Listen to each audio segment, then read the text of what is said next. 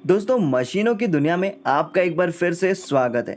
दोस्तों, जैसा कि आप सब जानते हैं कि पशुपालन इंडस्ट्री भी एक बहुत बड़ी इंडस्ट्री है जिसमें बहुत सारे मेथड्स, बहुत सारी टेक्निक और बहुत सारी नई नई टेक्नोलॉजीज़ का इस्तेमाल किया जाता है। और आज की वीडियो में हम आपको पशुपालन इंडस्ट्री में इस्तेमाल किए जाने वाले कुछ ऐसे ही अनोखे मेथड्स, टेक्निक्स और नई नई टेक्नोलॉजी के बारे में बताने वाले हैं। तो इसलिए आप इस वीडियो को पूरा अंत तक ज़रूर देखिएगा, क्योंकि इस वीडियो में आपको बहुत सी नई नई चीज़ें सीखने को मिलेंगी और आपको इस वीडियो में काफ़ी मज़ा भी आएगा।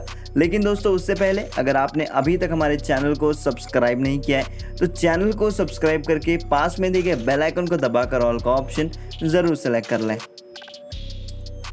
Sharing bed. बड़े बड़े शिप फार्म्स में बहुत सारी भेड़ें होती हैं, इसलिए इन्हें एक्सपोर्ट करने के लिए हवाई जहाज़ जैसे वाहनों का उपयोग किया जाता है। लेकिन इन भेड़ों को हवाई जहाज़ तक पहुंचाने के लिए सबसे पहले इन्हें फार्म से बाहर निकाला जाता है। सभी भेड़ियों को फार्म के अंदर से एक साथ बाहर छोड़ दिया जाता है, मगर इस बात का पूरा ध्यान रखा जाता है कि बाहर छोड़ते वक्त ये भेड़ें इधर उधर ना जाए। बाहर निकलने के बाद इन सभी भेड़ों को बाहर खड़ी एक बड़ी सी ट्रक में लोड कर दिया जाता है। भेड़ों को इन ट्रक्स में लोड करने के लिए मेटल और स्टील की मदद से एक पतली सी गली बनाई जाती है, जिसके ज़रिए ही इन भेड़ों को ट्रक में चढ़ाया जाता है। और भेड़ों को ऊपर चढ़ाते वक्त कई बार बहुत से फार्म्स में भेड़ों को हैंडल करने के लिए ट्रेन डॉग्स का भी इस्तेमाल किया जाता है। सभी भेड़ों को लोड करने के बाद इस ट्रक को उस जगह पर ले जाया जाता है जहां से इन्हें एक्सपोर्ट किया जाना है। अब दोस्तों, आपको बता दें कि इस एक्सपोर्ट के काम को दो तरीके से किया जाता है, एक पानी के जहाज़ के ज़रिए और दूसरा हवाई जहाज़ के ज़रिए इन्हें एक्सपोर्ट किया जाता है। तो चलिए दोस्तों, सबसे पहले हम आपको दिखाते हैं कि पानी के जहाज़ के ज़रिए इन जानवरों को किस तरीके से एक्सपोर्ट किया जाता है। डॉक पर पहुंचते ही ट्रक और जहाज़ के बीच में एक पतली गलीनुमा रास्ता तैयार कर लिया जाता है, ताकि भीड़ों को ट्रक से सीधा जहाज़ तक पहुंचाया जा सके, क्योंकि अगर उन्हें ऐसे ही छोड़ दिया गया तो वो यहाँ वहाँ भाग सकते हैं। और आपको बता दें कि सफ़र काफ़ी लंबा होता है, तो ऐसे में भेड़ों को भूखा तो रखा नहीं जा सकता, इसलिए इस जहाज़ में ख़ास इन भेड़ों के लिए खाने पीने का पूरा इंतज़ाम किया जाता है, ताकि एक्सपोर्ट के दौरान इन्हें किसी भी तरीके की तकलीफ़ ना हो। और इस तरीके से पानी के जहाज़ के ज़रिए इन भेड़ों को एक जगह से दूसरी जगह पर ट्रांसफ़र कर दिया जाता है। तो चलिए दोस्तों, अब आपको उस हवाई जहाज़ के पास ले चलते हैं जिसके ज़रिए इन भेड़ों को एक्सपोर्ट किया जाना है। ट्रक में लोड करने के बाद ट्रक के कंटेनर को पूरी तरीके से सील कर दिया जाता है, ताकि सफ़र में ये भेड़ छटक कर ट्रक से बाहर ना गिर जाए। रनवे पर पहुंचने के बाद इन भेड़ों को एक बॉक्स टाइप कंटेनर में जमा करके बॉक्स लिफ्टिंग मैकेनिज्म की मदद से इन्हें एरोप्लेन में चढ़ा दिया जाता है, और इस तरीके से इन्हें एक जगह से दूसरी जगह पर हवाई जहाज़ के ज़रिए एक्सपोर्ट कर दिया जाता है। और आपको बता दें कि पानी के जहाज़ की तरह ही इस हवाई जहाज़ में भी भेड़ों के लिए थोड़ा बहुत खाने पीने का इंतज़ाम किया जाता है, और ट्रांसपोर्टेशन के वक्त उन्हें किसी भी तरीके की तकलीफ़ ना हो, इसका भी पूरा ख्याल रखा जाता है। काऊ ट्रांसपोर्टेशन। दोस्तों, भेड़ों की तरह ही गायों को भी एक जगह से दूसरी जगह पर ट्रांसपोर्ट किया जाता है, और भेड़ों के मुकाबले गायों का इंपोर्ट एक्सपोर्ट बहुत ज़्यादा किया जाता है, क्योंकि भेड़ों के मुकाबले इनकी डिमांड भी बहुत ज़्यादा होती है। तो चलिए देखते हैं कि कैसे इन बड़ी बड़ी गायों को एक जगह से दूसरी जगह पर एक्सपोर्ट किया जाता है। गायों को एक्सपोर्ट करने के लिए सबसे पहले तो इन्हें तबेलों से निकाला जाता है, और उसके बाद वर्कर्स इन्हें एक लाइन में खड़ा करते हैं, और फिर एक पतली गलीनुमा सीढ़ी बनाई जाती है, जिसे कि सीधा ट्रक से अटैच कर दिया जाता है, और इसी सीढ़ी के ज़रिए इन गायों को ट्रक के अंदर लोड कर दिया जाता है। और लोड करते वक्त इन गायों के ऊपर दवाइयों का भी छिड़काव किया जाता है, ताकि सफ़र में इनके ऊपर किसी भी तरीके के बैक्टीरियाज ना बैठ सकें और ये बीमारी से दूर रहें। जब सभी गायों को ट्रक में लोड कर दिया जाता है तो फिर इन ट्रक्स को लेकर के सीधा एयरपोर्ट पहुंचा दिया जाता है, जहां से इन्हें हवाई जहाज़ के अंदर भरकर एक्सपोर्ट कर दिया जाता है। आपको बता दें कि इन गायों को ले जा रहे एरोप्लेन को अंदर से स्पेशल तरीके से डिज़ाइन किया जाता है, जो कि पैसेंजर एरोप्लेन से काफ़ी अलग होता है, और इन एरोप्लेन्स को ख़ास इसी काम के लिए डिज़ाइन किया जाता है। Pig transportation.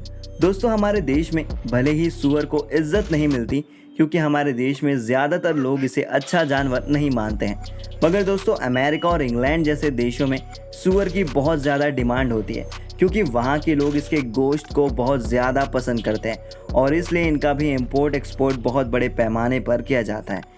इन्हें एक्सपोर्ट करने के लिए सबसे पहले इन्हें फार्म से बाहर निकाला जाता है और फार्म से बाहर निकालने के बाद फार्म वर्कर्स इनके कान में एक बैच लगा देते हैं और फिर धीरे धीरे करके इन सभी सूअरों को एक बड़े से ट्रक में लोड कर दिया जाता है और इस ट्रक में ज़मीन पर इनके खाने के लिए दाने डाल दिए जाते हैं, ताकि अगर सफ़र में इन्हें भूख लगे तो ये उसका सेवन कर कर अपनी भूख मिटा सके।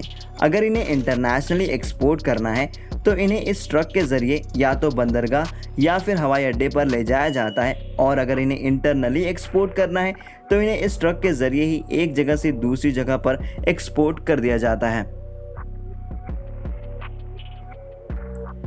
PP industries ship dripping system.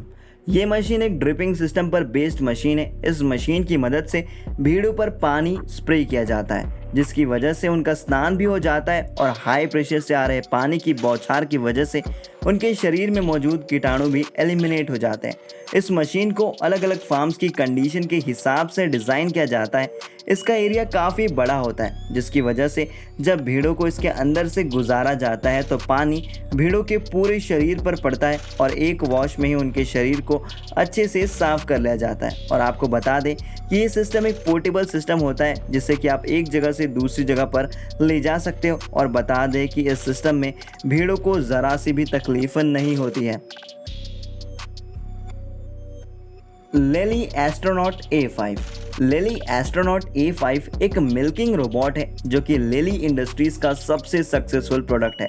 ये रोबोट फ्री काउ ट्रैफिक प्रिंसिपल पर काम करता है। इसका मतलब होता है कि इस सिस्टम में गाय पूरी तरीके से फ्री होती है और उन्हें किसी भी फंदे की ज़रूरत नहीं पड़ती है। इस प्रिंसिपल की वजह से गाय दूध देने की प्रक्रिया में बहुत ज़्यादा समर्थन भी करती है।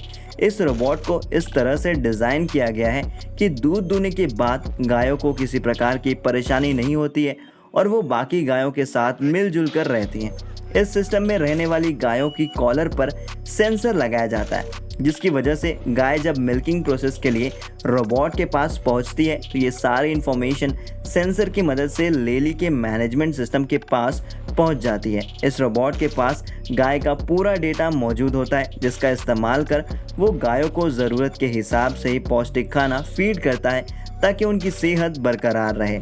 इस रोबोट में एक रोलिंग ब्रश भी लगा होता है जो कि दूध निकालने के बाद इनके थनों को साफ करने का काम करता है, क्योंकि अगर इनके थनों को साफ नहीं किया गया तो इन्फेक्शन का खतरा बना रहता है और इससे गायों की सेहत पर भी काफ़ी असर पड़ता है।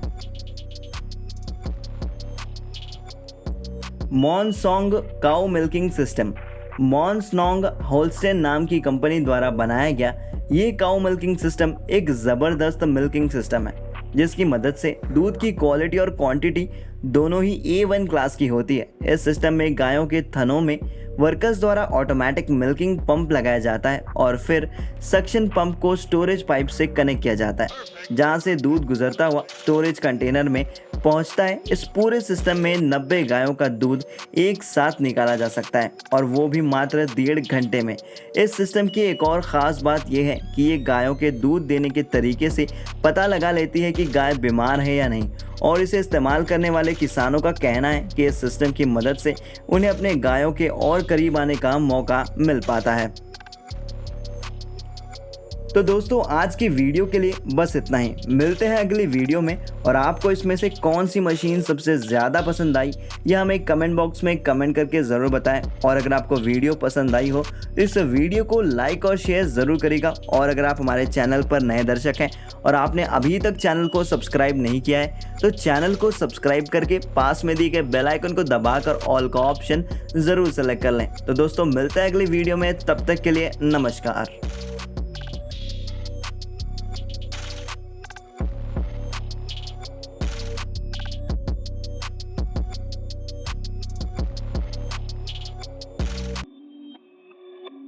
Perfect.